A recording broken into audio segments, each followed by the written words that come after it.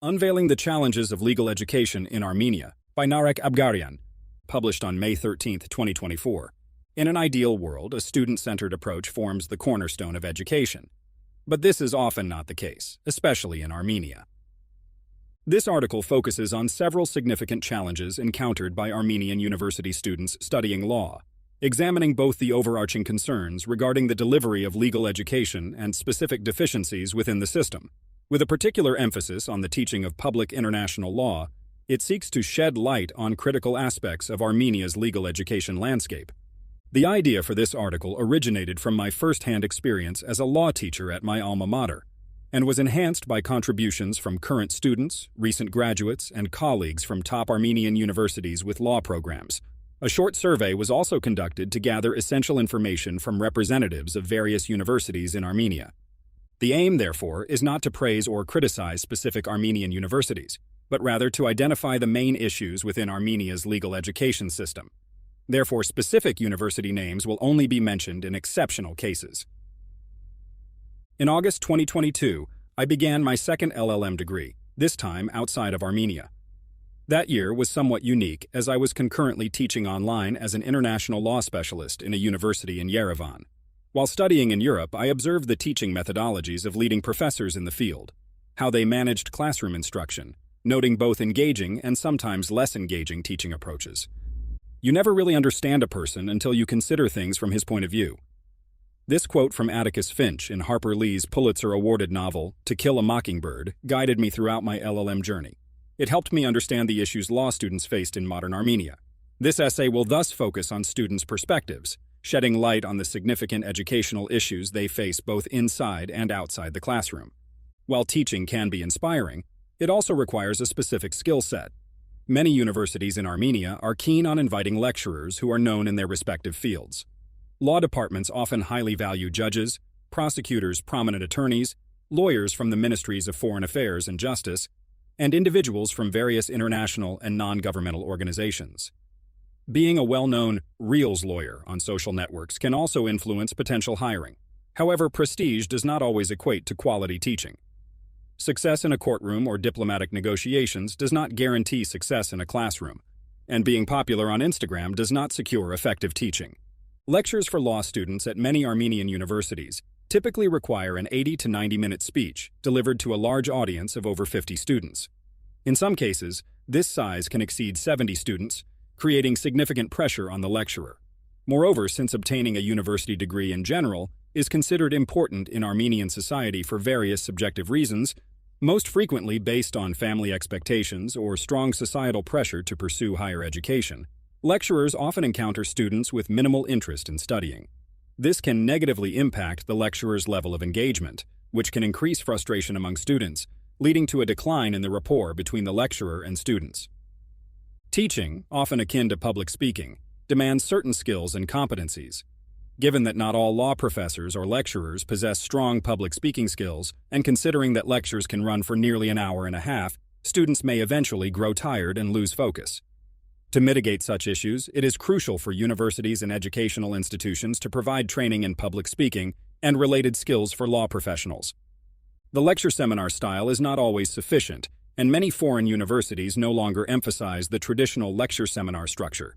When they do, seminar participation is generally mandatory and contributes to the student's final grade. Armenian universities usually follow this classic model. However, out of the usual 8 to 16 seminars per semester, sometimes only one is necessary to qualify for the exam. Some universities may deduct points for absences, but participation is not a mandatory requirement for the final grade. This leads to situations where a teacher might only encounter a student at the final seminar, if at all, with no significant impact on the grade, still allowing the student to pass the exam. Another noticeable problem is poor communication between lecturers and their teaching assistants.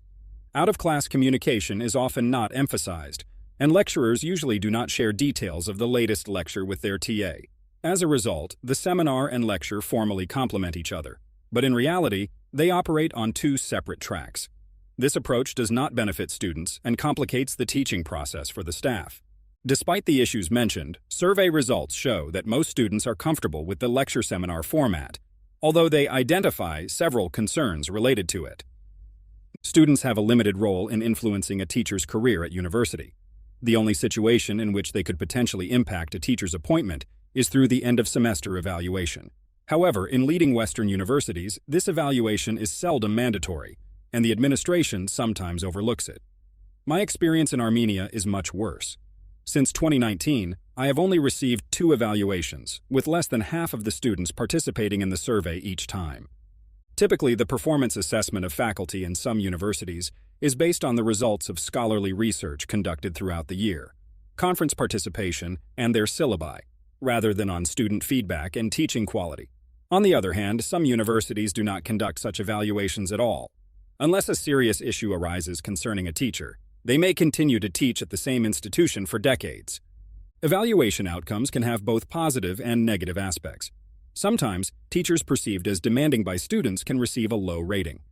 Finding a balance is not easy, but a certain margin of error should not fully devalue the survey. While most survey respondents were more or less satisfied with the classic lecture-seminar structure, one major barrier to creating an engaging classroom atmosphere is the old-fashioned way of teaching. Traditional methods are not inherently negative, but as education evolves, students are looking for more interactive and informal teaching methods. Many students suggested methods like debates, moot courts, interactive quizzes, case studies, and problem-solving tasks during classes, particularly seminars, would be beneficial and increase their interest in lessons. Modern tools such as the Socrative app, which is both interactive and useful for certain teaching and learning tasks, could also be used. However, some lecturers may not be willing to introduce or implement these new teaching methods, and their approach may not always be in step with the times. A teacher's reliance on a specific textbook can significantly hinder the quality of education. Notably, this issue isn't unique to Armenia, but is also prevalent abroad. It becomes particularly critical for certain subjects in Armenia, where there are no alternatives. For instance, no textbooks on public international law have been published in Armenian since 2002. That was the year that the only textbook on the subject in Armenia was published. Consequently, discussing specialized textbooks in various branches of public international law is virtually pointless as there are so few. In 2021, a manual on international criminal law was published in Armenian, and there are a few ongoing attempts to translate textbooks into Armenian in different fields of international law. However, these efforts are exceptions rather than the norm. The situation is slightly better in such fields like criminal law, civil law, and other areas of national law, though the number of books published annually is still relatively small. As mentioned, students studying public international law at Armenian universities often struggle with language barriers when learning the subject in Russian or English. Alternatively, they use outdated textbooks, which fail to provide insight into modern trends and current contexts in international law. Survey participants also highlighted issues with university libraries. Nearly all respondents, except those affiliated with the American University of Armenia, noted serious problems with library collections, particularly in prioritizing the purchase of contemporary textbook editions. Some universities also lack subscriptions to leading online law journals, especially those focusing on international law.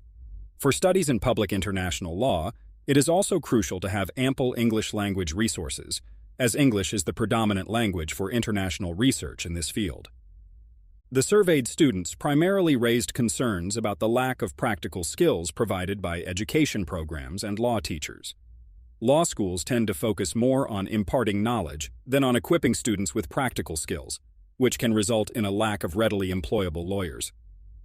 This issue could potentially be mitigated through well-organized internships. However, in reality, these internships often act as a formality, where the trainee and the internship manager meet only to sign the student's internship report.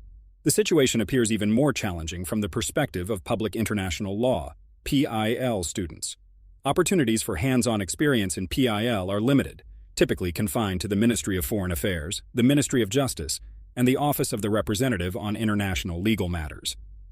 Given the limited openings and the heavy workload of employees, not every student interested in international law secures a meaningful internship during their studies. Consequently, fresh graduates, despite their diplomas, often find themselves starting from scratch, as mere theoretical knowledge proves insufficient for working in the field. As the global landscape evolves, so does international law. It not only requires updated textbooks, but also necessitates the exploration of new research topics.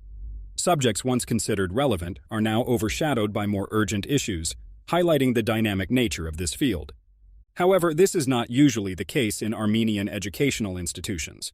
A review of term papers from second or third-year law students at Armenian universities reveals a repeated focus on the same issues year after year. What's the reason behind this? One perspective suggests it's a matter of tradition. Almost every department within a law faculty maintains a sacred list of term paper topics. This list is seldom updated, and only the most daring students attempt topics not on the list. Given that word of mouth is still effective, other students often hear about this and are reluctant to make additional efforts. Another significant challenge is the insufficient attention faculty give to term papers. These papers should form the basis for subsequent graduate work at the bachelor's and master's level. Instead, coursework defense often appears perfunctory, with the admissions committee rarely delving into each student's work. Moreover, supervisors frequently overlook students' term papers, focusing primarily on the final thesis paper. Consequently, graduates may lack essential skills, sometimes even such basic skills as using the track changes feature in Word, due to the absence of constructive feedback in this format from their supervisors. Many students have raised concerns about the behavior of their lecturers. In European universities, even a seemingly harmless joke could trigger an official investigation with potential serious consequences for both the teacher and the student. However, in Armenian universities, faculty are often permitted more leeway than students, occasionally resulting in an abuse of their position. Although this is not a widespread issue, it is concerning enough to warrant attention. Another negative aspect is the politicization of lecturers. Given that university lecturers often serve as role models for students, their behavior can greatly influence students' conduct and perspectives. Even though academic freedom is crucial at universities, it should not be conflated with or used as cover for political propaganda or hate speech. Students often don't know who to turn to when they find a lecturer's behavior inappropriate. Thus, it's crucial to establish a code of ethics and a point person to oversee relations between students and teachers and conduct necessary investigations if needed. The last concern is directly related to teaching public international law.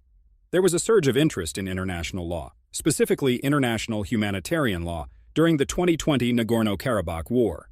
However, subsequent events sparked debates on the effectiveness of international law. International law does not work is the most common remark I encounter when I start teaching a new class. To some extent, this is true when evaluating international law's effectiveness in sanctions. The UN Security Council frequently faces paralysis due to countries with veto power.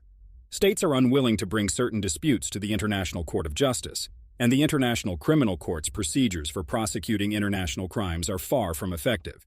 In such a challenging reality, faith in international law is gradually diminishing, with students being no exception. This issue demands careful consideration. As an instructor introducing the fundamentals of international law, it's crucial to manage student expectations about this legal system to avoid creating unrealistic expectations. Given the limitations of this article's scope, not all existing issues in Armenian law departments could be fully addressed. Therefore, I invite all interested researchers, practitioners, and students to share their ideas and offer their insights to finding solutions to these pressing challenges.